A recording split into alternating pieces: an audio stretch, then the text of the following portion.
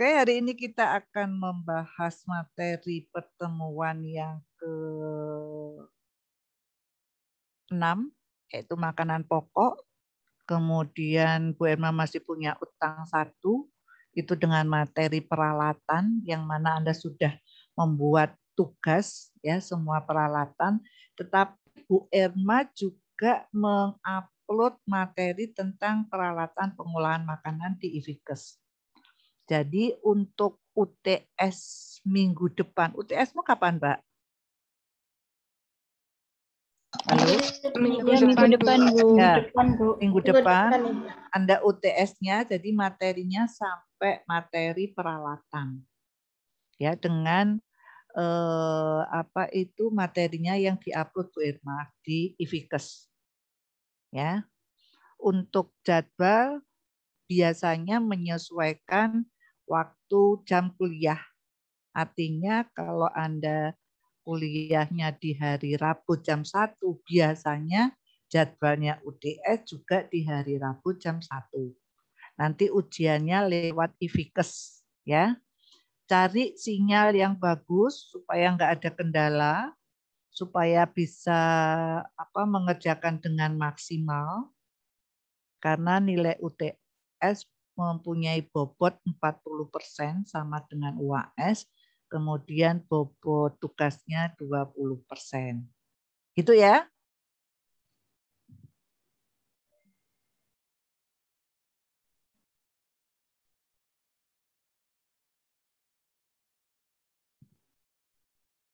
PPT-nya Bu Irma sudah muncul di layar? Sudah, Ibu. Oke. Hari ini kita akan membahas materi tentang makanan pokok. Kalau kita bicara tentang makanan pokok, kita sudah familiar. Tapi makanan pokok yang kita konsumsi atau makanan pokok utama yang ada di Indonesia adalah nasi yang dibuat dari beras. Pertanyaannya Bu Erma, kenapa makanan pokok itu memberikan porsi yang terbesar prosentasenya? Kenapa kira-kira? Mengandung karbohidrat. Mengandung karbohidrat. Satu penukar karbohidrat, yang lain belum praktek ya berarti nanti. Coba yang sudah praktek, satu penukar karbohidrat berapa kalori, berapa protein, berapa lemak? Yang sudah praktek dengan Bu Irma, yang wilayah Semarang.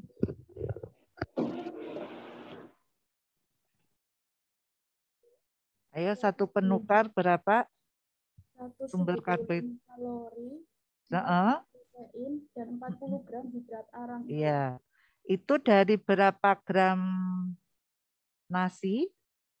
Dari 100 gram nasi. Oke, 100 gram ya. Teman yang lain kan belum mendapatkan materi praktikum. Jadi kalau kita bicara tentang makanan pokok, merupakan makanan yang dihidangkan paling banyak dalam porsinya. Dalam menu sehari-hari, makanan pokok ini adalah porsinya terbanyak. Karena apa? Sumber karbohidrat terbanyak yang fungsinya untuk apa? Nambah energi. Untuk menambah energi untuk kekuatan kita. Kalau kita kekurangan sumber karbohidrat atau kekurangan kalori, kita pasti kesehatan kita akan terganggu. Aktivitas kita akan terganggu, ya. Sumber hidrat arang dan 50-60% dari jumlah kalori. Kalau saudara di usia, Anda itu usianya berapa ya? 18 ya, Mbak. Sekarang rata-rata semester 1 itu usianya berapa? 18 atau ada yang 19?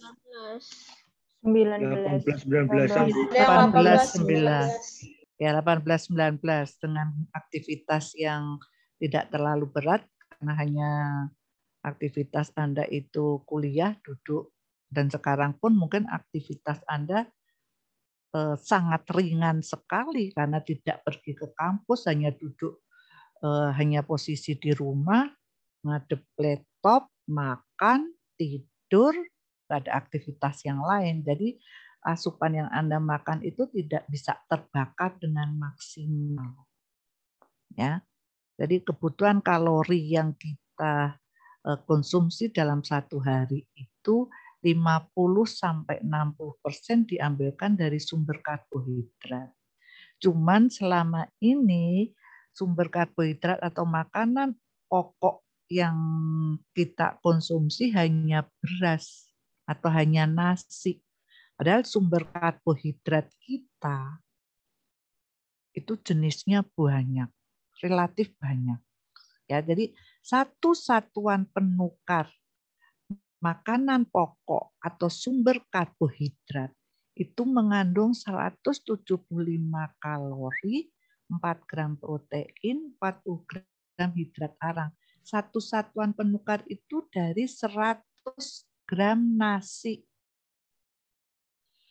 Dari 100 gram nasi ini dibuat dari 50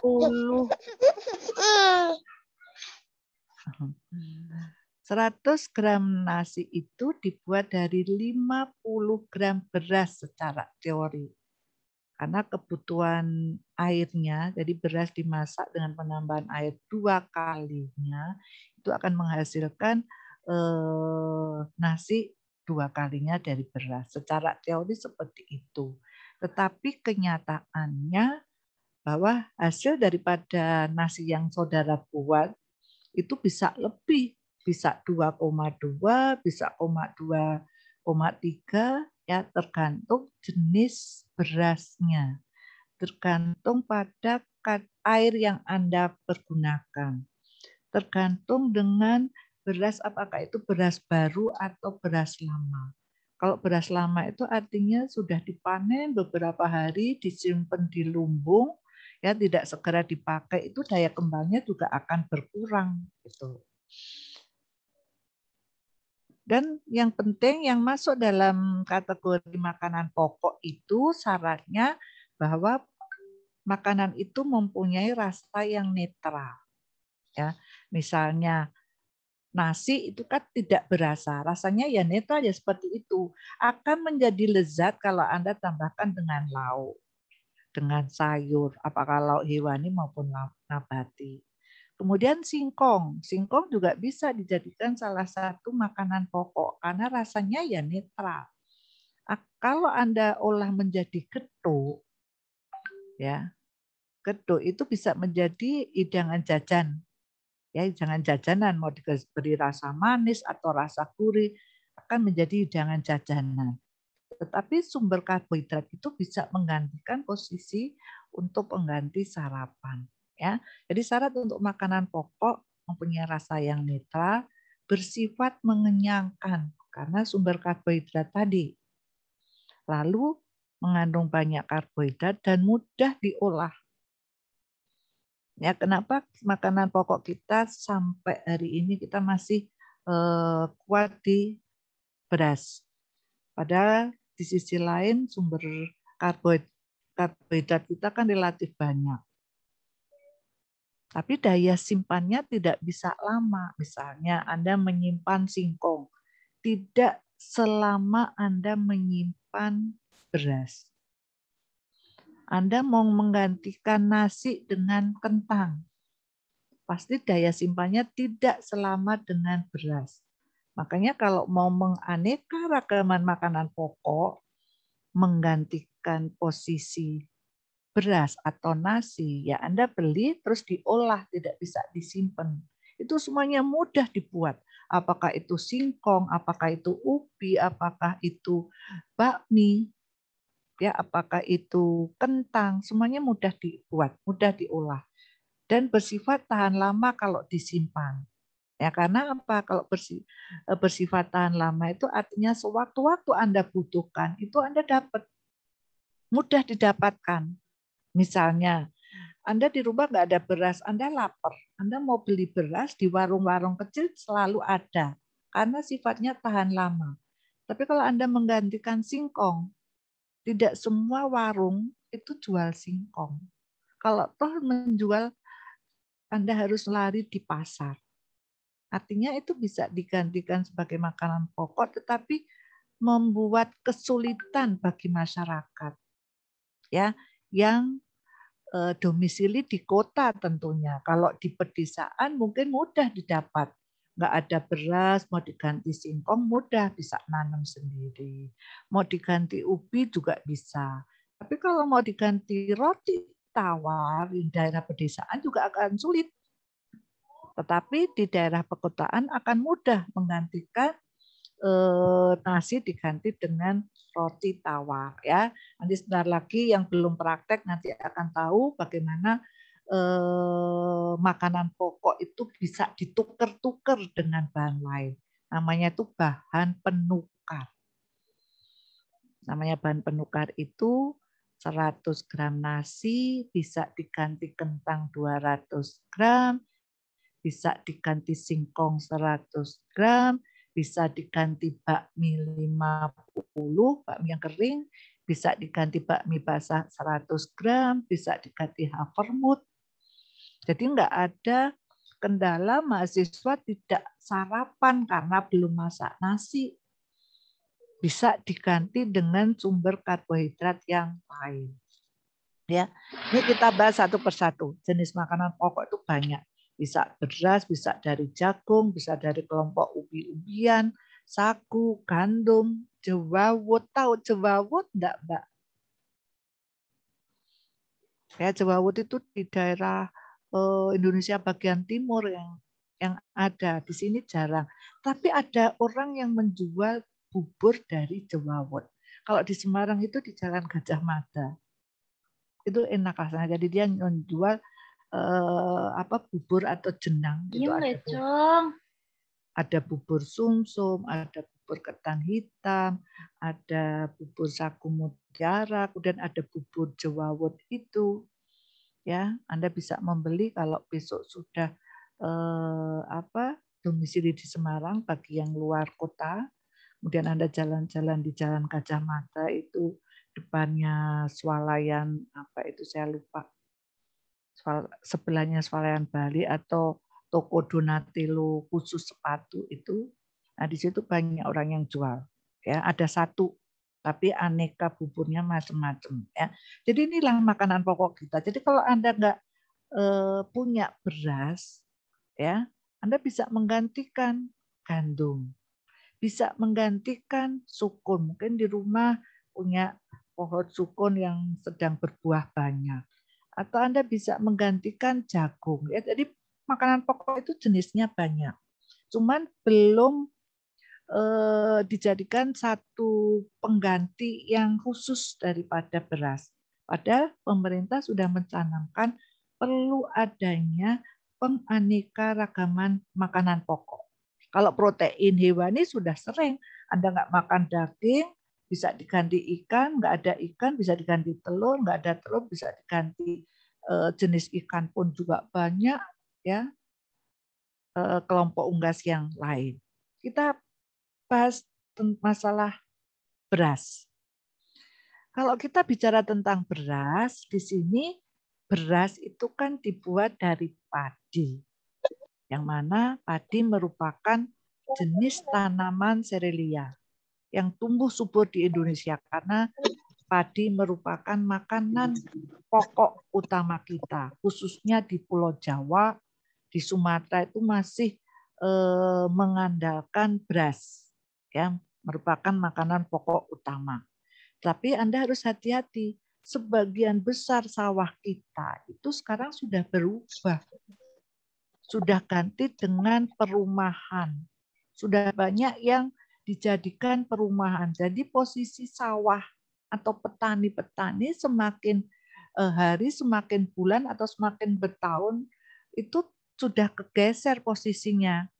Jadi tempat untuk menanam padi itu sudah banyak yang berkurang. Ya, sudah banyak yang berkurang. Cuman Anda harus hati-hati, jadi sebelum dijadikan beras kan perlu ada gabah ini. Ya padahal gabah di sini kan ada kulit arinya, makanya perlu diseleb.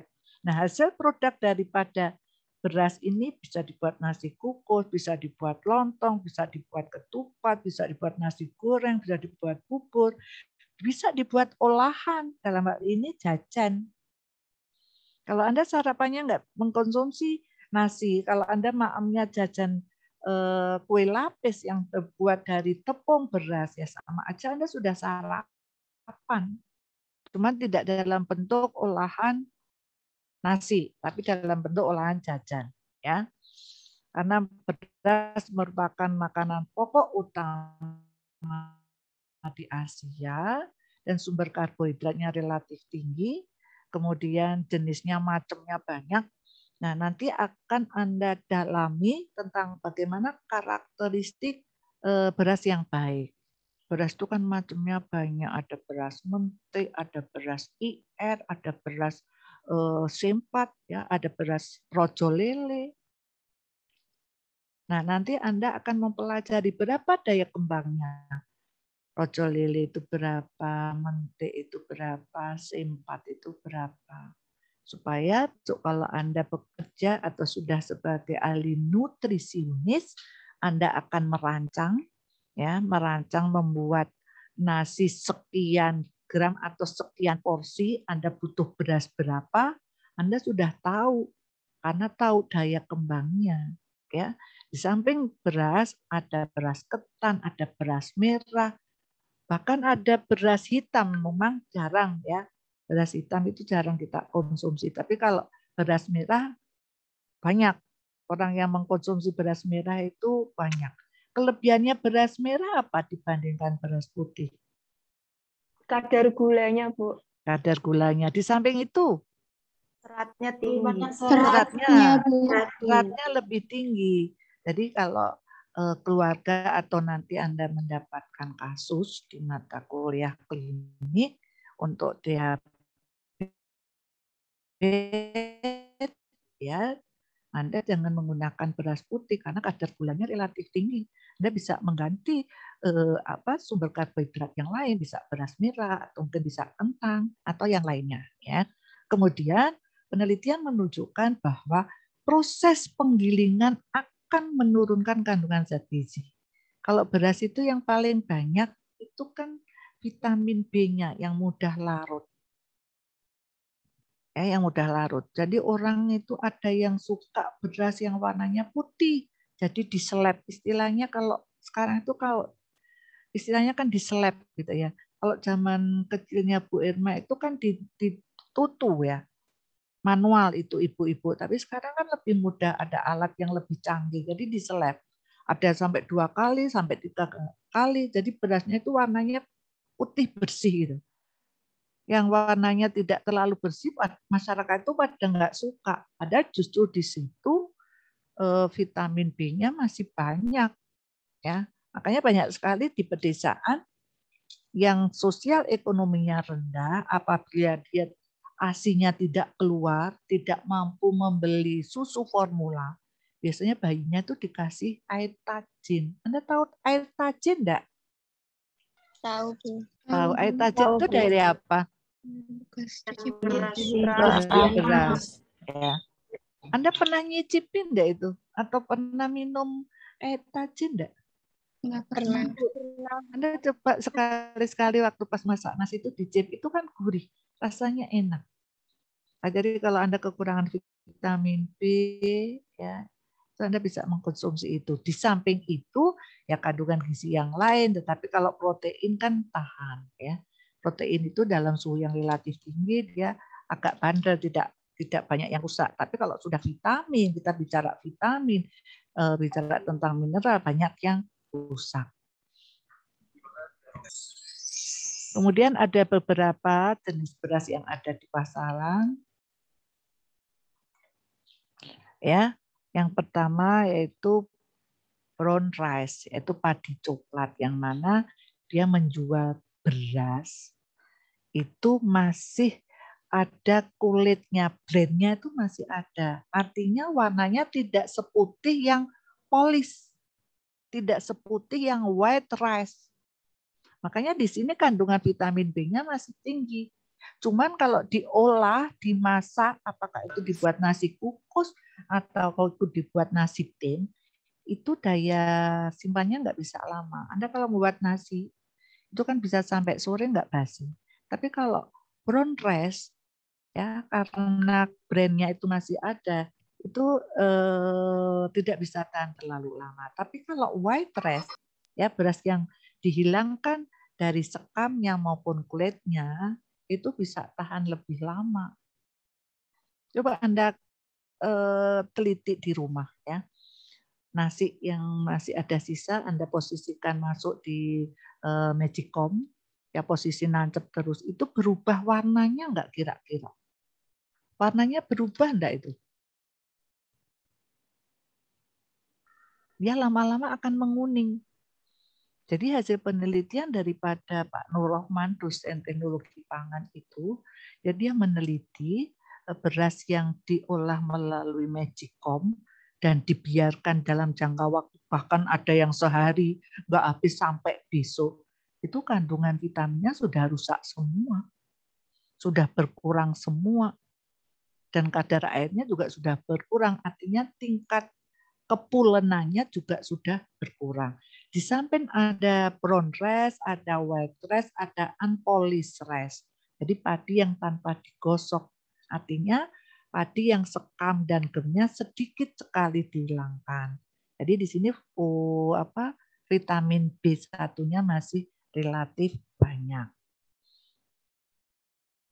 Dan ini perbedaan antara beras tumbuk, beras giling, dan beras merah. Kalau zaman dulu ya ditumbuk. Karena enggak ada seleb, enggak ada penggilingan beras. Kalau zaman sekarang enggak ada beras tumbuk. Jarang.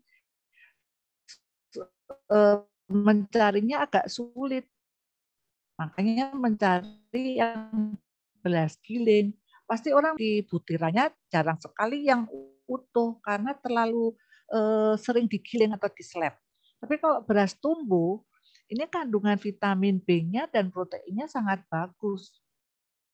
Butirannya banyak yang utuh karena apa? Kan manual, pelan-pelan itu, ya.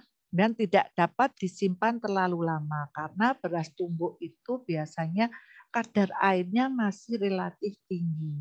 Jadi kalau dibiarkan terlalu lama di lumbung, kalau zaman dulu kan disimpan dalam lumbung, dia akan menggumpal, kemudian akan keluar bakterinya, yaitu kayak keluar tepungnya gitu. Tapi kalau beras giling itu enggak. Tapi kandungan gizi antara beras tumbuk dengan beras giling lebih bagus di beras tumbuk. Kalau beras merah, Anda tahu di situ vitamin B-nya lebih banyak, ya. Teksturnya, kelemahannya teksturnya dia sangat kasar, ya. Tapi di sini sangat bagus untuk pencernaan balita. Balita itu kan pencernaannya kan belum bagus. Jadi kalau nanti Anda punya saudara atau mungkin punya anak sendiri, kita harus bisa mengenal kondisi kesehatan si baby. Ya mungkin pencernaannya nggak bagus karena baru lahir, kita harus pelan-pelan mengenalkannya. Makanya kan hasil penelitian kalau zaman dulu kan diberi ASI sampai 4 bulan. Kalau sekarang sampai berapa bulan? ASI eksklusif. Ada yang tahu sampai berapa bulan pemberian ASI eksklusif? Bisa sampai 6 bulan. 6 bulan. Ya, jadi artinya Allah itu sudah memberikan makanan buat baby, hanya mengkonsumsi ASI saja itu sudah cukup. Kalau di desa itu kan nggak diberi ASI, kalau toh diberi ASI itu dikasih apa itu beras yang dihaluskan, kemudian pisang. Itu sebetulnya akan mengganggu di pencernaannya karena antara bayi satu dengan bayi yang lain sangat beda tingkat kekuatan daripada pencernaan. Jadi Anda harus hati-hati. Anda harus yakin hasil penelitian itu menyampaikan bahwa bayi sampai umur 6 bulan cukup asupannya hanya diberi ASI. Yang penting pola makan orang tuanya bagus. Artinya ya orang tuanya makannya yang bagus supaya ASI-nya kandungan gizinya relatif lebih baik. Dan bagaimana cara mempersiapkan beras dalam pengolahan? Anda kalau mencuci beras itu ya jangan sampai bersih banget. Kalau sampai bersih banget, artinya vitamin yang larut dalam air ya akan hilang, ya akan larut semuanya kebuang dengan air. Makanya ya secukupnya, tidak perlu diremas-remas sampai bersih. Karena intinya beras sendiri itu karena sudah digiling itu sudah bersih. Tinggal Anda mencuci sampai 2 kali ya sudah cukup. Yang penting Anda mencari kualitas berasnya yang bagus ya. Dan cara memasaknya gimana? Beras itu bisa macam-macam, direbus. Beras yang direbus akan menghasilkan apa? Bubur. Beras yang melalui proses pengolahan dikukus akan menghasilkan nasi kukus. Beras yang diolah dengan model ditim akan menghasilkan nasi tim. Kalau disembam, ada yang tahu disembam itu apa? Ada yang tahu?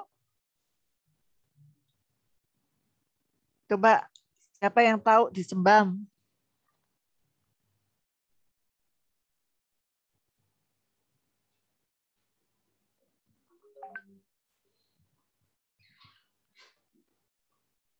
Ayo, siapa yang tahu disembam? Ada yang tahu? Memasak dalam abu panas. Ya, memasak dalam abu panas. Lah, bahan makanannya dibungkus pakai apa, Mbak? Kalau kita memasak nasi. Ada yang dari Sumatera ini? Yang dari Sumatera tahu enggak, Mbak? Apa ya, masakan apa yang dari ketan masuk dalam bambu kemudian dibakar? Apa ya, saya lupa namanya. Lemang. Nah, lemang. Lemang itu kan dibakar ya? Iya. Ya. Kalau dibakar, tapi kalau disembam itu masuk dalam bara api.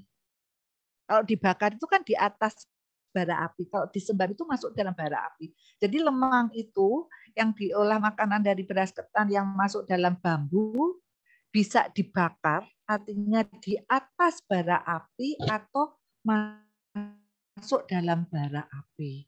Dan makanan pokok yang lain yang bisa disembam apa? Misalnya Anda waktu yang hobinya mendaki gunung, ya Anda bisa dengan cara dibakar, misalnya ada ubi, ada singkong, ada jagung yang masih ada kulitnya, itu kan juga bisa dijadikan sebagai makanan pokok. Prosesnya bisa disembam dengan cara masuk dalam bara api atau dibakar. Tapi namanya disembam itu ya biasanya masuk dalam bara api. Jadi kalau Anda mau memasak ubi atau singkong yang tanpa dikupas, yang masuk ada dalam bara api, itu rasanya akan lebih nikmat. Ya, hasilnya merebus jadi bubur beras, bubur suro. Tahu bubur suro enggak, Mbak? Mas? Tahu, Bu. Tahu. Bubur suro itu biasanya lauknya apa?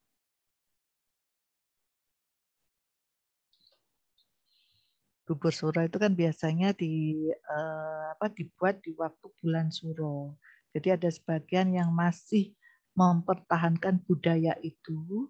Waktu bubur suro yang membuat bubur suro, jadi bubur dimasak pakai beras dimasak, dibuat bubur jadi bubur yang ditambah santan, kemudian diberi lauk, ada opor ayam, ada sambal goreng ati, kemudian ada yang ditambah kentang, ada yang ditambah kacang, gitu ya.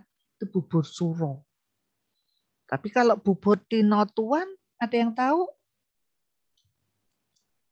Ada yang tahu bubur tinotuan? Bubur tinotuan itu kan bubur dari Manado. Jadi masak bubur yang sudah one dish meal. Artinya one dish meal mengkonsumsi bubur tinotuan itu sudah lengkap. Di situ karena proses pembuatannya dicampur dengan sayuran. Jadi di situ ada beras, ada singkong atau jagung, kemudian ada sayuran, misalnya dalam hal ini bisa bayam atau kangkung, ya, kemudian dimakannya pakai ikan bakar. Itu namanya bubur tinotuan dari Manado. Kalau bubur ayam Anda sudah familiar. Di Semarang banyak orang yang jualan bubur. Mungkin di lingkungan atau di sekitar saudara juga ada bubur ayam, ya. Dan kalau nasi yang dikukus menghasilkan nasi kukus, bisa diolah menjadi nasi goreng, nasi kuning, nasi megono. Tahu nasi megono? Tahu. Nasi megono itu kayak apa, Mbak? Dari nangka, Bu. Dicampur dengan nangka ya. Kalau nasi biryani tahu? Tahu. Dari mana itu nasi biryani itu aslinya? Timur Tengah. Iya, Timur Tengah ya, dari Timur Tengah ya. Terus semuanya akan diolah. Bu, kapan Bu praktek nasi biryani? Nanti kalau kuliner pangan lokal di semester 2. Ya, karena konteksnya kita semester 2 Asia ya sama Eropa. Dan dimasak yang diolah pakai kayak daun, bisa lontong, bisa ketupat, arem-arem, bisa lemper. Ada yang tahu legondo? Legondo itu hidangan kesukaan Sri Sultan Hamengkubuwono ke-9. Jadi Raja Keraton Jogja. Jadi dia dibuat dari beras ketan, tapi bukan beras dari padi. Jadi beras ketan diaru, kemudian dibungkus pakai daun, tengahnya dikasih pisang raja, lalu dibungkus seperti nogosari, lalu dikukus. Ya, jadi kalau Anda sarapan legondo, atau mungkin Anda dalam perjalanan jauh, belum sempat sarapan, Anda makan legondo itu sudah kenyang. Cuman kandungan gizinya ya hanya sumber karbohidrat, lemak karena dimasak pakai santan, dan sama pisang. Biasanya pisang raja, karena itu memang hidangan kesukaan raja-raja di Yogyakarta ya. Kemudian jagung ya. Anda juga sudah familiar karena jenis tanaman ini merupakan makanan pokok yang tumbuh sudah di mana-mana. Diolahnya bisa macam-macam. Ada yang sudah pernah maem nasi jagung? Siapa yang belum pernah maem nasi jagung? Ini nasi jagung. Nasi jagung itu ada yang kuning, ada yang putih. Kalau yang ini tahu enggak? Yang dari luar Jawa, jenis jajanan ini tahu enggak? Grontol. Grontol. Yang luar Jawa pernah maem ini? Grontol ini pernah maem? Pernah, Ibu. Ada di luar Jawa ada ya? Ada.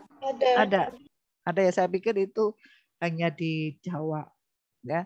Jadi bisa dibuat nasi jagung, bisa dibuat grontol, bisa dibuat jajanan, bisa dibuat bubur, bisa dibuat bakwan, macamnya banyak. Cuman jagung ini masih banyak yang mengkonsumsi sebagai makanan pokok di Madura. Ya di Gunung Tengger sana masih banyak. Karena di sana menanam jagung itu relatif banyak. Jadi sawah-sawahnya itu banyak ditanam jagung karena sebagai makanan pokok di sana. Cuman jagung itu tidak bisa ditahan tidak bisa disimpan lama seperti beras. Karena kalau semakin lama itu sudah menjadi kering, kadar airnya relatif berkurang, biasanya lebih keras ya. Kemudian sumber hidrat arang atau sumber karbohidrat yang bagus dan proteinnya relatif lumayan tinggi, cuman protein tidak sempurna, khususnya asam amino triptofan ya. Jadi kalau Anda mengkonsumsi mengganti posisi nasi, bisa Anda ganti dengan jagung, tapi Anda harus hati-hati. Tambahkanlah lauk protein, bisa protein hewani maupun protein nabati. Ya, macamnya banyak. Ada jagung putih, ada jagung kuning, ada jagung manis. Ya, sekarang kan mudah mendapatkan olahan dari jagung. Nggak usah dibuat sulit-sulit, direbus bisa. Ya, kalau Anda mengkonsumsi jagung yang direbus kan bisa menekan asupan lemaknya, khususnya bagi orang-orang yang diet. Ya.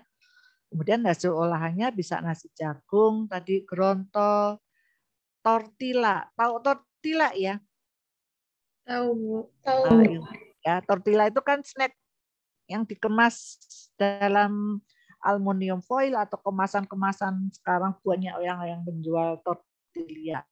itu dibuat dari hasil olahan jagung.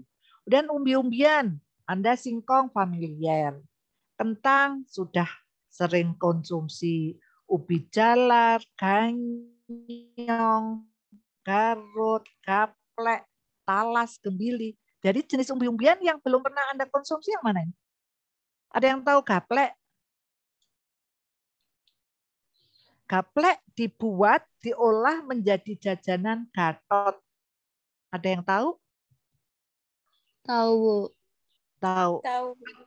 Yang kayak apa, Mbak, jajanan Gatot, Mbak? Yang warna hitam bukan, Bu? Iya, warnanya hitam. Coba Anda sebagai ahli gizi besok kalau pas mata kuliah mikrobiologi, ya coba Anda tanya dosennya, yaitu Pak Joko, Pak, bagaimana mikroba yang berkembang di jajanan Gatot? Karena proses pembuatannya itu kan gaplek yang dipanaskan, kemudian dijemur, kemudian dikasih air atau dengan sengaja dikasih air, kemudian supaya dia berjamur, kemudian dibersihkan, lalu dikukus. Itu prosesnya sangat panjang itu. Tapi setelah kita nikmati menjadi Gatot, ya enak-enak aja. Dimakan dengan taburan kelapa parut. Tetapi Anda sebagai ahli gizi yang mempunyai keahlian di bidang mikrobiologi, coba Anda sekali-sekali atau besok diskusi sama dosen mikrobiologi, bagaimana mikroba yang ada di jajanan Gatot itu. Ya, membahayakan atau tidak? Mungkin tidak membahayakan karena sampai sekarang jajanan tradisional Gatot itu masih dipertahankan, masih dilestarikan seperti Gatot, tiwul itu masih dilestarikan. Bahkan presiden kita yang kedua, Bapak Soeharto itu paling suka mengkonsumsi tiwul yang dimasak, dimakan dengan urapan, itu paling suka itu Bapak Presiden kita. Ya. Ini pohon kelompok umbi-umbian ya, macamnya banyak. Ada ubi, ada singkong, ada talas ya, kentang, gembili kita tidak saya tampilkan gambarnya karena Anda sudah mengenal itu. Dan ada ganyong, semuanya bisa diolah berbagai macam produk jajanan. Ya, makanya perlu ada menggali bahan makanan yang ada di sekitar saudara, khususnya bahan pangan lokal. Supaya apa? Anda membantu para petani yang sudah menanam singkong, sudah menanam gembili, sudah menanam ubi. Anda sebagai ahli pangan atau ahli nutrisionis harapannya bisa menjadikan bahan makanan itu menjadi nilai jual yang lebih tinggi, bisa ditingkatkan.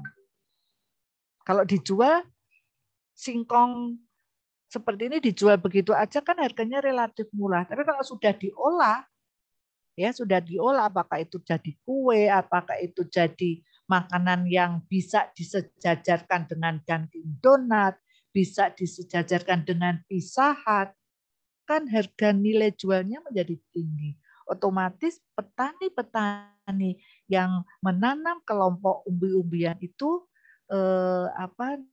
ekonominya bisa terangkat menjadi lebih baik.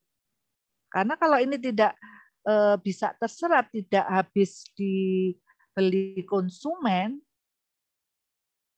ya singkong ini akan dibiarkan menjadi gaplek. Kalau sudah gaplek, sekarang sudah ada inovasi dijadikan tepung mokaf. Ya, tepung mokaf karena beberapa tahun yang lalu itu bisa dibuat berbagai macam kreativitas aneka kue. Padahal itu dibuat dari gaplek. Ya. Jadi umbi kayu atau singkong ini masih banyak yang dikonsumsi, bisa dalam bentuk tiwul, bisa dalam bentuk nasi oyek, bisa dalam bentuk beras singkong, bisa dalam bentuk aruk, ilul. Nanti Anda pelajari, Anda baca. Yang paling banyak ya ini tiwul, masih banyak dikonsumsi. Tapi kalau nasi oyek, lasi, ilul, atau aruk ini sudah hampir punah. Maksudnya ya singkong-singkong yang selama ini dia gunakan sebagai makanan pokok, sedikit demi sedikit dia bergeser.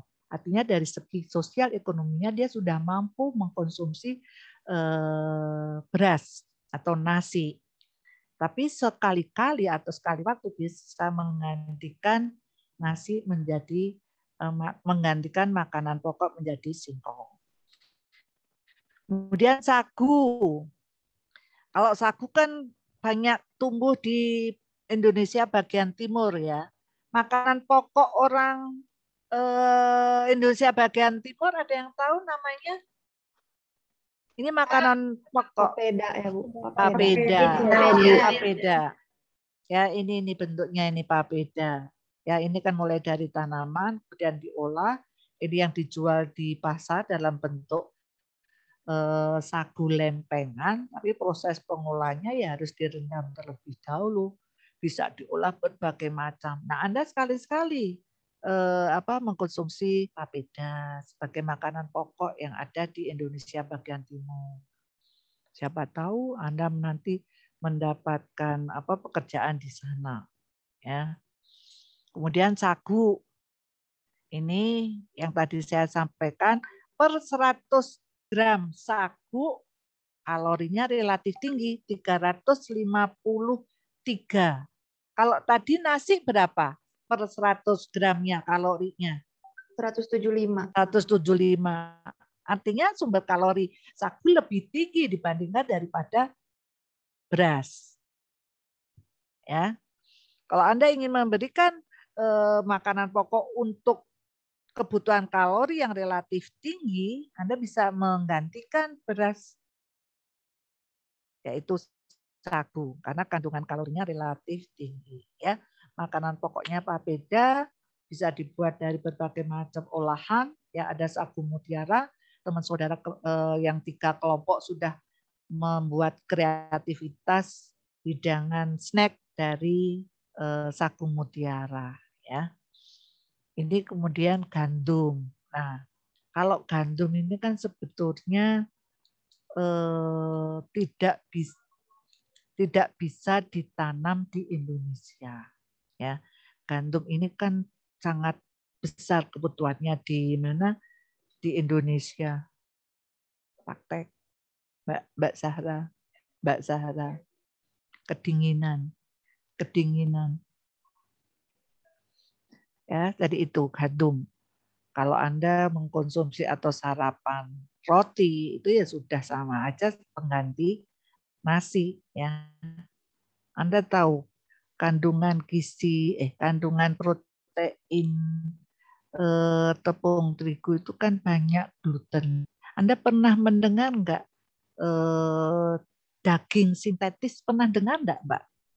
Pernah, Bu. Daging sintetis itu dibuat dari apa? Dari pengambilan serat pada hewan. Serat pada hewan. Yang lain mungkin ada yang tahu. Pernah nggak mendengar hidangan dari gluten? Pernah nggak? Ada yang mendengar nggak hidangan dari gluten? Karena karena tepung terigu itu kan mengandung proteinnya, kan ada glutennya. Dan dia mempunyai sifat yang sangat elastis itu, tepung terigu atau gandum itu. Tapi harus hati-hati, tidak mudah larut dalam air. Dia akan memberikan kenyal itu tepung terigu. Jadi gandum merupakan jenis tanaman serelia yang tumbuh di benua Eropa. Jadi kita selama ini mengkonsumsi gandum atau tepung terigu itu masih disubsidi oleh pemerintah, masih disubsidi oleh pemerintah kita. Makanya harga bakmi relatif lebih murah. Harga tepung terigu relatif murah. Bahan lokal kita akan kita olah menjadi tepung, apakah itu tepung gembili, apakah itu tepung dari tepung-tepung itu biasanya lebih daripada gandum. Karena kita nggak dapat subsidi. Kalau tepung terigu dapat subsidi. Jadi Sri Bogasari, pabrik besar yang menjual tepung itu dia dapat subsidi dari pemerintah. Karena Indonesia tidak bisa menanam gandum itu tidak bisa. Semuanya akan ditanam di negara Eropa maupun Amerika. Padahal konsumsi orang Indonesia ya gandum itu banyak yang dikonsumsi sebagian besar penduduk Indonesia. Buat roti menggunakan gandum, goreng tempe atau buat mendoan pakai gandum ya. Anda membuat bakmi pakai gandum. Jadi kebutuhan gandum di Indonesia relatif tinggi dan itu bukan bisa diproduksi atau ditanam di orang Indonesia. Ya. Jadi Anda harus bisa mengganti, membuat produk olahan, mengganti atau mensubstitusi tepung terigu dengan tepung yang lain. Nanti kalau Anda sudah semester 5, sudah ada mata kuliah metodologi penelitian, Anda bisa mengkaji atau bisa meneliti tentang itu, membuat produk-produk makanan tetapi mengganti sebagian tepung terigu dengan tepung-tepung yang dari bahan lokal kita. Ya, apakah dari singkong, apakah dari ubi atau dari yang lainnya. Ya, ada berbagai macam tepung yang ada di pasaran ya. Jadi tepung terigu itu kan mengandung protein dalam bentuk gluten, jenisnya banyak, ada hard flour, medium hard flour dan ada soft flour. Yang hard flour kandungan proteinnya relatif tinggi, bisa 12 sampai 13%. Itu biasanya dibuat produk apa? Dipakai untuk membuat apa?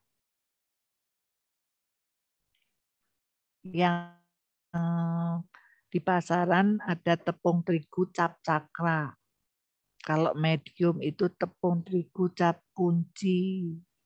Kalau soft flour itu tepung terigu cap segitiga.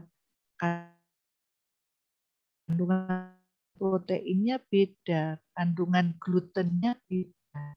Kalau Anda mau membuat kue kering, tetapi Anda menggunakan jenis tepung terigu yang flour, ya hasilnya tidak maksimal, hasilnya ditawar. Anda biasanya menggunakan ya kandungan tepung terigu yang proteinnya relatif tinggi supaya daya kembangnya bisa maksimal. Tapi kalau Anda membuat kue kering, pakainya hard flour, nanti bentuknya tidak manis, pasti akan jelek karena daya kembangnya dia relatif lebih besar. Kemudian ada wholemeal flour. Ini tepung khusus ya. Jadi tepung khusus yang masih ada kulit arinya. Ini produksi pure dari Bogasari. Ini biasanya untuk orang yang diet bagus, dari mengkonsumsi kue yang dibuat dari wholemeal flour. Jadi di sini seratnya relatif tinggi. Jadi kalau kita mengkonsumsi dari wholemeal flour itu rasa kenyangnya bisa tahan lebih lama dibandingkan kita konsumsi tepung terigu biasa. Dan ada komachi. Komachi itu tepungnya orang Jepang, Japanese white flour. Komachi itu tepung yang biasa dibuat untuk membuat roti abon. Jadi tepung khusus yang produknya dari Jepang. Kemudian ada tepung panir. Tepung panir itu dibuat dari apa? Tepung panir itu dibuat dari apa? Ada yang tahu? Roti, Bu. Roti yang dikeringkan. Roti apa? Roti yang dikeringkan. Selain yang roti yang dikeringkan, tepung panir itu ada dua. Ada yang dibuat dari roti tawar. Ada juga yang dibuat dari roti kering yang sudah tidak dikonsumsi. Jadi kalau Anda di rumah membeli roti yang dalam bentuk kemasan kaleng, kan biasanya banyak sisa. Kalau sudah nggak berbentuk, hancur semua kan, kadang kita kan males konsumsi. Kalau masih ada sisa, udah Anda hancurkan aja sekalian, bisa jadi tepung panen. Yang penting roti yang apa itu, yang remukan atau rusakan yang tinggal sedikit itu tidak terasa manis. Jadi roti-roti kue kering tetapi yang tidak berasa terlalu manis. Kan ada roti yang dikasih taburan gula pasir, kan ada yang tidak diberi gula pasir. Anda bisa mengambil dari kue kering yang tidak ada taburan gula pasirnya. Dan ada self-rising flour. Ini kayak semacam bahan tepung yang fungsinya untuk memberikan daya kembang kue seperti ragi, vermipan. Tahu nggak bedanya ragi sama vermipan? Ada yang tahu bedanya ragi sama vermipan?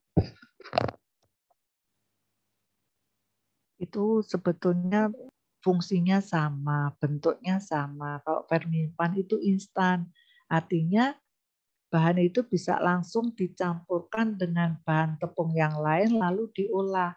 Tapi kalau gis itu harus dikembangkan dulu, direndam pakai air hangat. Setelah dia mengembang, baru dipakai untuk proses pembuatan kue. Jadi bahan pengembang itu ada 2 jenis ya. Kemudian ada rice flour, yaitu tepung beras. Kemudian ada custard powder, tepung khusus untuk membuat fla. Fla itu bisa fla cair untuk pelengkap puding, untuk pelengkap es ya, atau untuk sebagai isi kue ya, itu bisa.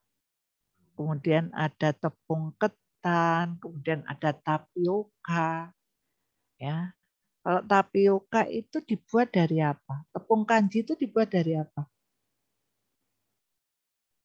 Tepung kanji itu dibuat dari apa? Dari singkong bukan, Bu? Dari singkong, ya, dari singkong, ya. Dibuat dari singkong. Dan ada sagu tani, ini juga bisa menggunakan dari kanji atau mungkin menggunakan dari tepung sagu tadi yang semacam sagu Ambon tadi. Dan kalau tepung maizena itu dibuat dari apa? Jagung. Jagung. Dari jagung atau dari kacang hijau? Jagung. Jagung ya, bukan kacang hijau ya.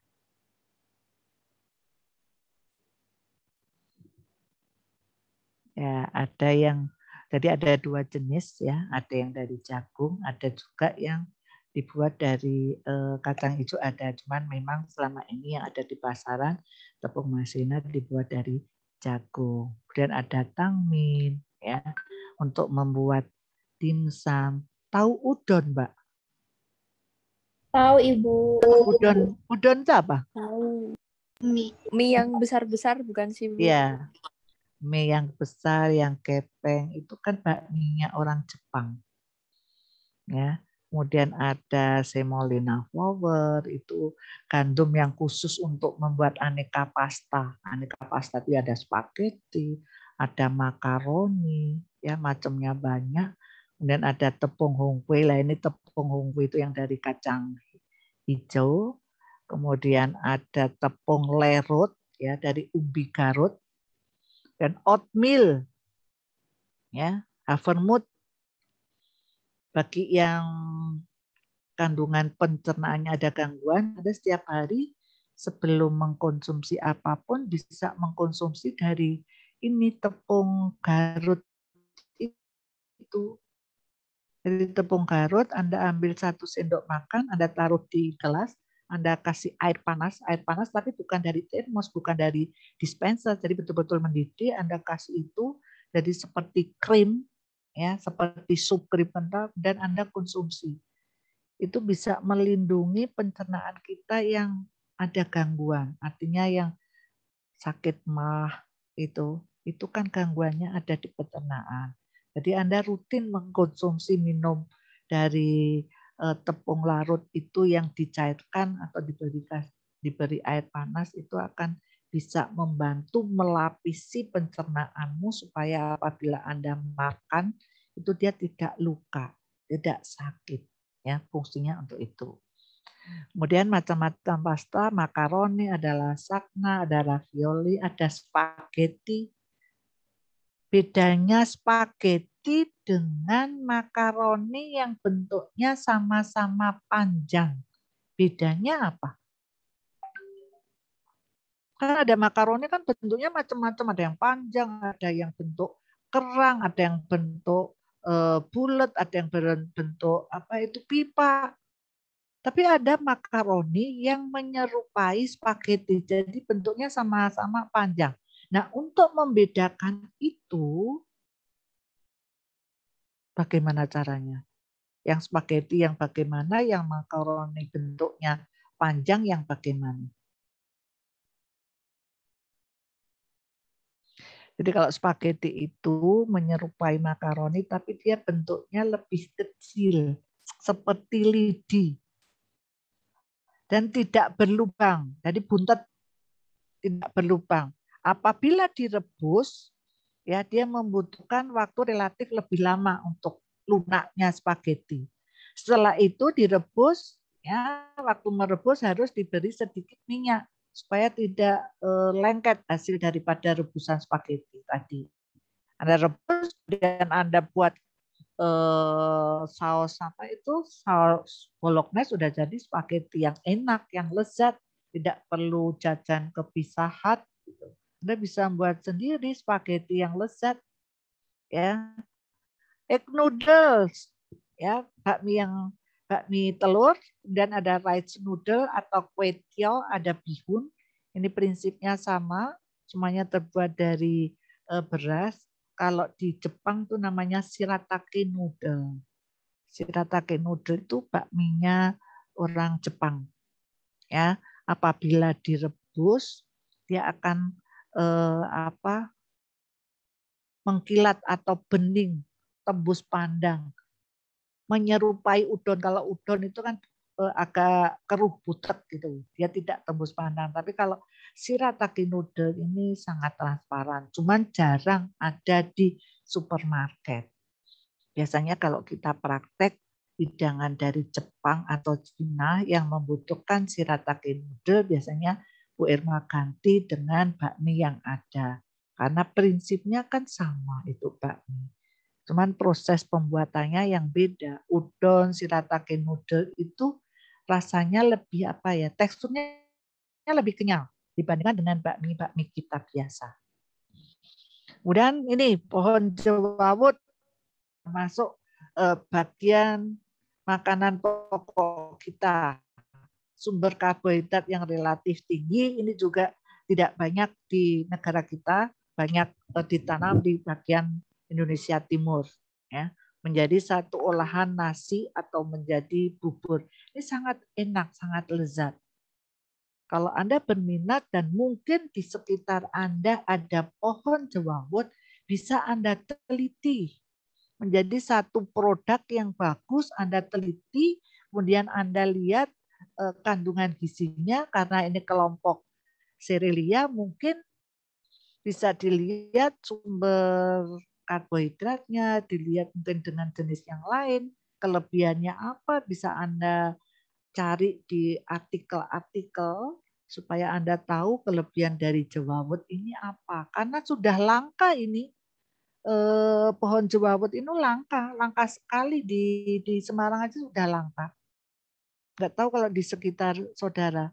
Atau mungkin malah Anda nggak mengenal jewawut. Ya, Anda tidak mengenal itu. Ya, karena ini termasuk jenis makanan pokok, bisa digunakan sebagai pengganti beras. Dan sukun, kalau sukun sudah familiar, sukun itu banyak sekali orang yang menanam.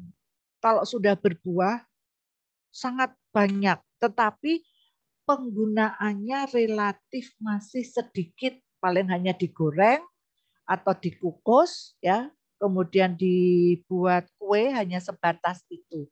Anda bisa memunculkan kreativitas membuat produk olahan dari pohon sukun. Ini kan mudah ditanam. Di Indonesia banyak pohon sukun.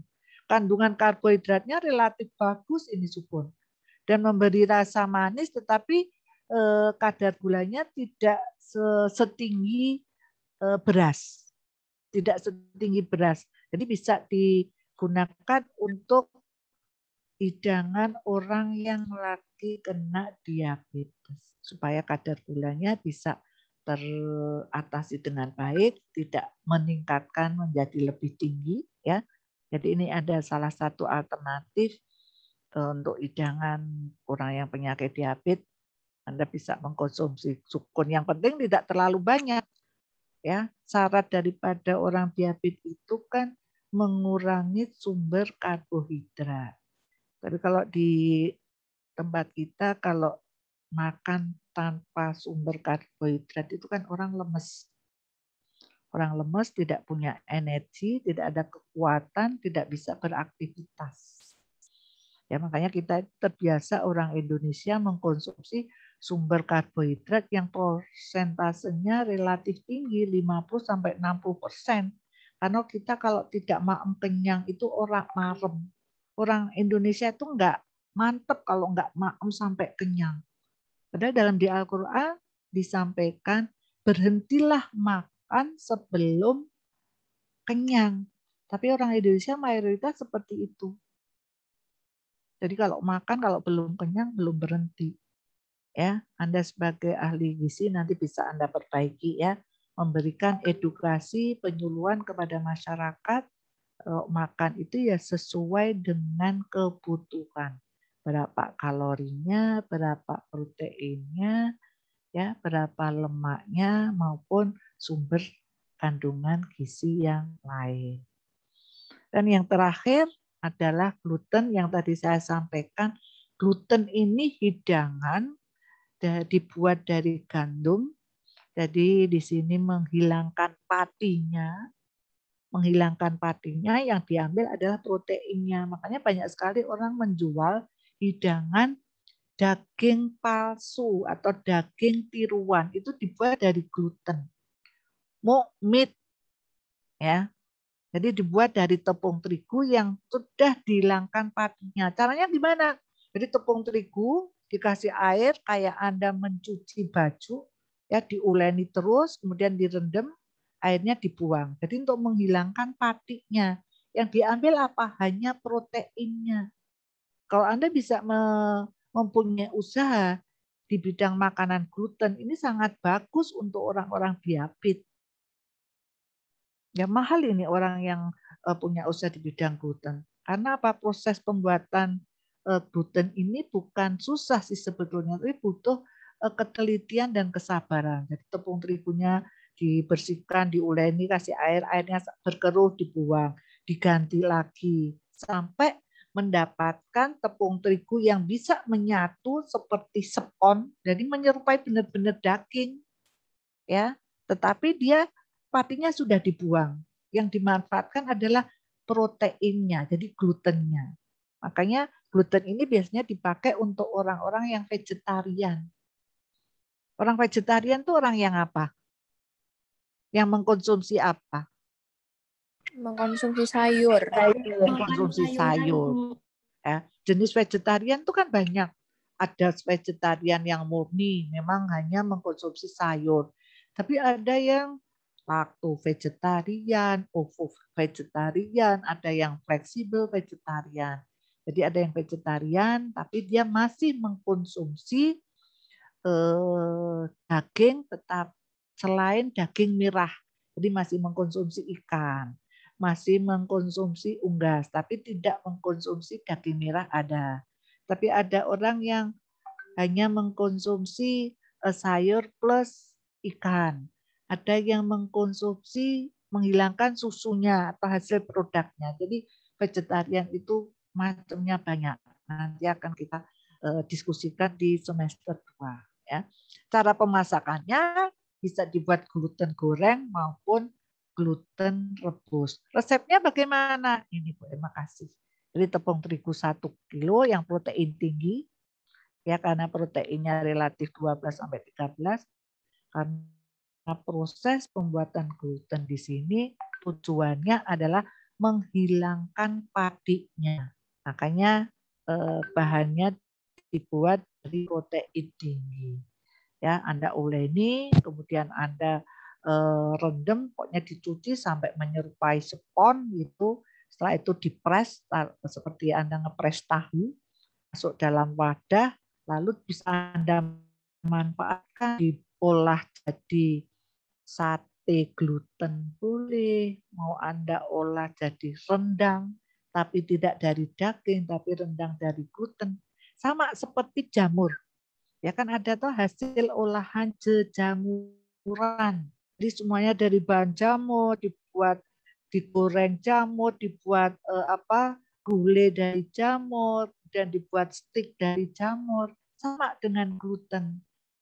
Kan kalau jamur itu kan menanam. Kalau gluten itu ya sudah tepung terigu yang kandungan proteinnya relatif tinggi, Anda hilangkan padinya untuk mendapatkan glutennya atau proteinnya, dan Anda proses menjadi satu hidangan gluten yang siap disajikan. Tinggal Anda olah pakai apapun bisa. Itu namanya daging palsu atau daging tiruan. Ya, itu namanya gluten. Ya, materi kita hanya sampai di sini. Ada yang didiskusikan?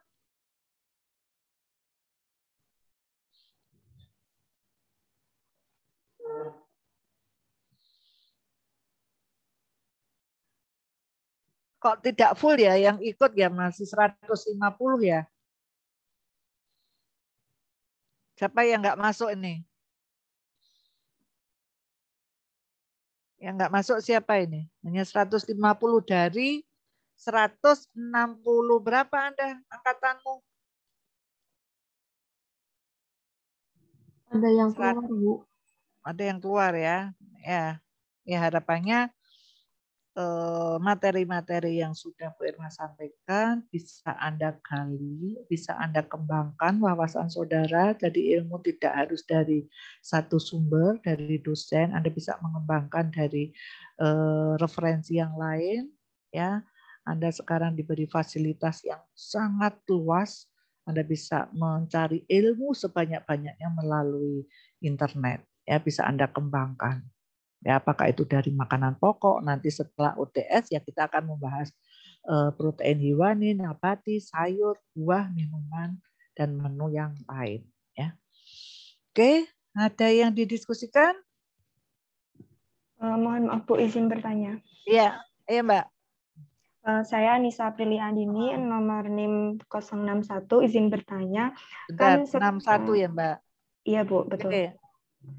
Yo. Kan sekarang banyak itu ya Bu, pengganti santan itu, setahu saya kalau di internet terus saya lihat di YouTube itu banyak influencer yang memakai fiber cream. Nah, itu apakah kalau dikonsumsi setiap hari itu berbahaya nggak buat tubuh? Soalnya kan itu juga buatan dari pabrik gitu, Bu. Baik, Bu, terima kasih. Ya, pertanyaannya sangat bagus. Jadi fiber, apapun produk olahan dari pabrik, itu kelemahannya apa? Coba, apapun produk yang olahan dari pabrik, itu kelemahannya apa? Banyak menggunakan bahan apa? Pengawet. Bahan pengawet. Pengawet. Kalau Anda menggunakan produk olahan pabrik, Anda harus melihat, memperhatikan di kemasan itu kan ada komposisinya. Ya, bahan pengawet yang digunakan apa? Ya, selama Anda mengkonsumsi tidak sesering mungkin, apapun kondisinya, apapun Anda sehat, kalau kita sering mengkonsumsi yang ada bahan pengawetnya, dampaknya tidak sekarang. Pasti dampaknya enggak sekarang. 10 tahun, 20 tahun kemudian di usia Anda 50 itu biasanya akan muncul kalau Anda tidak diimbangi dengan pola konsumsi yang baik. Artinya pola konsumsi yang baik itu kandungan seratnya cukup sesuai dengan asupannya, jadi tidak hanya sekedar pengganti santan itu, karena kalau pengganti santan itu kan kadar lemaknya yang relatif tinggi.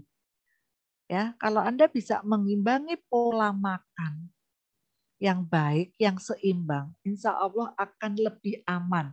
Lebih aman dalam arti mengantisipasi di 20-25 tahun ke depan. Soalnya penyakit yang muncul, penyakit degeneratif itu kira-kira penyebabnya apa sih? Kan salah satunya adalah pola makan. Pola makan yang salah. Indonesia itu seringnya apa? Senangnya makannya itu tinggi lemak, tinggi protein, kurang serat, kurang vitamin, itu kelemahannya di situ. Nah, Anda sudah memilih jurusan gizi, paling tidak mengedukasi keluarga sendiri dulu. Ya, dilihat pola konsumsi, artinya kebiasaan makan di rumah itu bagaimana. Bukan berarti orang banyak mengkonsumsi protein itu kesehatannya lebih baik. Belum bisa disimpulkan seperti itu. Ya, belum bisa. Justru konsumsi sayuran yang banyak itu yang bagus karena di situ sumber antioksidan, sumber vitamin semuanya ada. Tapi kita tidak menyampingkan protein. Kebutuhan protein kita tetap ada, kita tetap konsumsi, jangan berlebihan. Ya, jadi selama Mbak Anissa atau keluarganya pola konsumsinya bagus, seimbang, insya Allah ya tidak berdampak dalam kesehatan kita. Intinya di situ. Ya. Orang kalau mengkonsumsi cenderung lebih yang satu produk, satu bahan itu kan juga nggak baik. Makanya perlu penganeka-ragaman makanan. Apakah makanan pokok, apakah protein hewani, apakah nabati, apakah sayur, semuanya itu dicoba. Buah, ya jadi buah tidak mesti pepaya, pisang yang muda, ya buah-buah yang lain. Ya, itu pola makannya yang diperhatikan ya.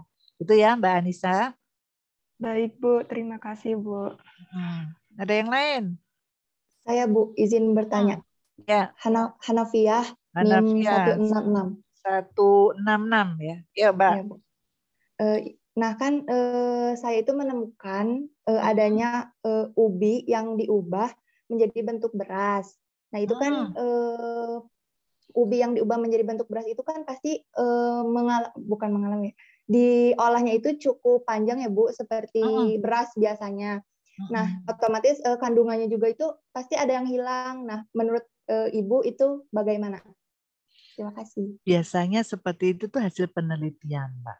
Kalau ada sebagian kandungan gizi yang hilang, dia biasanya menambahkan atau mensubstitusi ada bahan lain supaya kandungan gizinya menjadi baik.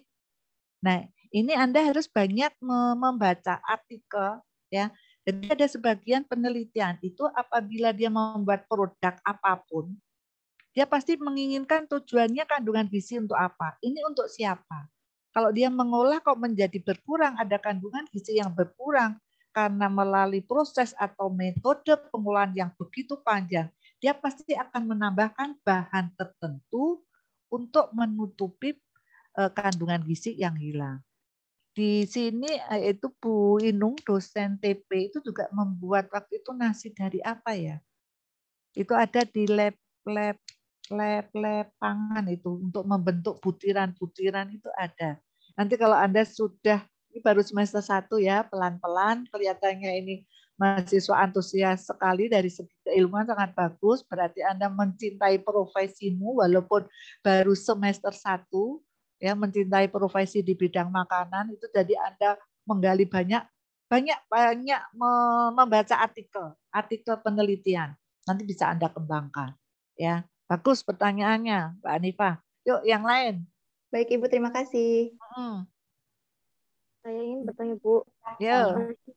Islamnya Apa ini, Mbak Rasya? 155, yuk. Maaf ya, Bu, karena lagi hujan. Oh ya. Itu mau tanya tadi kan Ibu di materi ada mie shirataki ya, Bu. Nah, terus waktu saya lihat di sosmed, di internet juga ada nasi shirataki juga, Bu. Nah, terus katanya diklaim nasi shirataki itu bagus untuk diet, terus juga kalorinya lebih rendah dari nasi biasa seperti itu, Bu. Nah, menurut Ibu gimana? Apakah itu benar apa ya nasi shirataki itu kalorinya lebih rendah dari nasi biasa? Terus kalau dikonsumsi berkepanjangan itu gimana, Bu? Makasih. Ya, shirataki itu kan masakan Jepang. Jepang itu terkenal dengan pola konsumsi yang sangat baik. Jadi di sana itu, di Jepang itu ada aturan. Masyarakatnya atau apa ya, orang Jepang itu kalau kondisi obes. Jadi di sana itu ada ketentuan apabila lingkar pinggang melebihi berapa, itu saya lupa, itu nanti di materi kuliner pangan lokal di semester 2. Itu kalau dia melebihi dari ketentuan, dia tidak ditanggung kesehatannya. Jadi di sana sangat ketat. Kalau tadi disampaikan Shirataki itu sangat bagus untuk diet, ya memang tujuannya untuk diet. Jadi kandungan kalorinya relatif lebih rendah. Karena walaupun bakmi kita murni dibuat dari gandum, beda dengan Shiratakinya atau udonnya dari Jepang. Beda memang. Kandungan kalorinya khususnya dia lebih rendah. Jadi masakan Jepang itu teknik pengolahannya lebih sehat. Ada nggak Anda mendengar makanan Jepang yang dipanasi gitu? Hidangan Jepang yang dimasak, kemudian nanti sore dimakan lagi, dipanasi gitu kan nggak ada. Beda dengan masakan kita, ya sayur lodeh dipanasi lagi katanya lebih enak. Dan sayur gudeg itu kita olah dalam waktu yang panjang sekali, rendang yang lama sekali. Masakan Asia khususnya Jepang, Cina itu ya mengolah sesuai kebutuhan, metodenya sangat praktis. Hanya direbus atau dikukus, kalau toh ada yang digoreng itu relatif menggunakan minyak yang rendah kalori, bahkan minum pun yang zero kalori, gulanya semuanya serba bagus. Nanti sampai ke materi masakan Jepang ya, untuk sementara di pending dulu. Jadi memang saya setuju Mbak kalau itu untuk diet. Ya, ada yang bentuk bakmi, yang diolah nasi ada. Itu pasti hasil penelitian itu. Kemudian dikembangkan. Makanya Anda kalau suka di bidang olah-mengolah, ya Anda nanti tekuni di bidang setelah kuliner ada ilmu teknologi pangan atau IPM, Anda kuatkan di kimia, ya Anda mungkin bisa bekerja sebagai ahli gizi di misalnya di Indofood atau di perusahaan pabrik yang makanan besar, Anda bisa masuk di departemen bagian penelitian. Hasil-hasil itu kan hasil-hasil penelitian pegawai yang dari jurusan gizi maupun pangan, setelah itu diuji coba menjadi produk yang bisa dijual. Yang untung siapa? Kan ciknanya Anda sebagai pegawainya, tapi dari segi keilmuan Anda puas. Gitu. Anda bisa menguatkan di situ. Di kimia nanti ya, kimia makanan sama pengawasan mutu makanan. Ya. Itu ya, Mbak Rasya ya.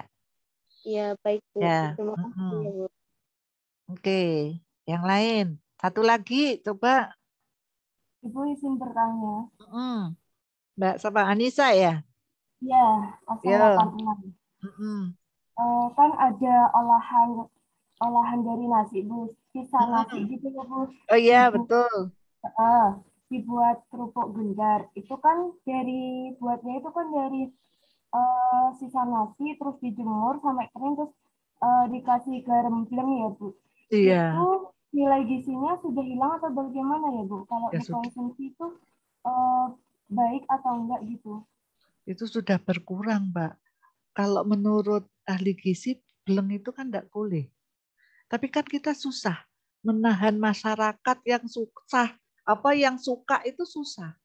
Jadi pengetahuan tentang makanan, keamanan pangan, masyarakat kita masih relatif rendah, kurang. Nah, tantangannya ini siapa yang tanggung jawab? Ya ahli gizi, ahli pangan. Bagaimana memberikan edukasi kepada masyarakat bahwa ada bahan-bahan tertentu yang tidak boleh digunakan untuk produk, olahan produk, tapi kan susah. Susah, yang jelas itu nggak baik itu. Kandungan gizinya juga sudah jelek. Ya, wong mengkonsumsi kerupuk aja. Kerupuk itu apa sih? Adanya kan cuma kalori, yang lainnya nggak ada. Ya, itu jelas itu nggak baik. Ya, itu. Nah, ini tantangan buat ahli gizi, ahli nutrisi. Tugasmu banyak. Tugasmu mengedukasi masyarakat, ahli gizi, ahli pangan itu banyak. Ya, kadang-kadang cuman orang itu karena tidak berakibat fatal secara langsung, kadang-kadang itu masih diabaikan. Alah, wong enggak apa-apa. Alah, ibu saya atau saya mengkonsumsi jangka waktu sekian lama, tapi kan ketahanan orang kan beda-beda.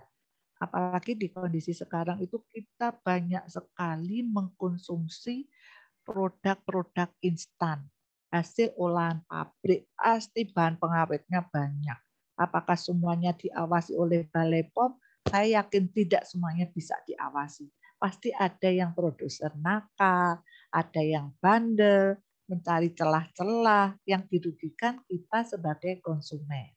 Makanya kita sebagai konsumen harus pintar menyeleksi makanan-makanan apa yang akan kita konsumsi supaya kondisi kita sehat. Ya dampaknya nggak langsung karena dampaknya pasti setelah usia 50 ke atas itu baru muncul dampak berbagai penyakit kalau tidak diimbangi dengan pola makan yang baik. Itu ya Mbak Anissa. Ya, Oke, bisa diakhiri ya pertemuan pada sore hari ini. Jadi absennya Anda bisa 2 kali ya karena pertemuan ke-6 dan ke-7 materi sampai dengan pertemuan ke-7. Jadi Anda bisa mendownload di Ifikes. Selamat belajar, minggu depan ujian UTS, harapannya mendapatkan nilai yang terbaik. Bisa kita akhiri pertemuan pada sore hari ini. Assalamualaikum warahmatullahi wabarakatuh.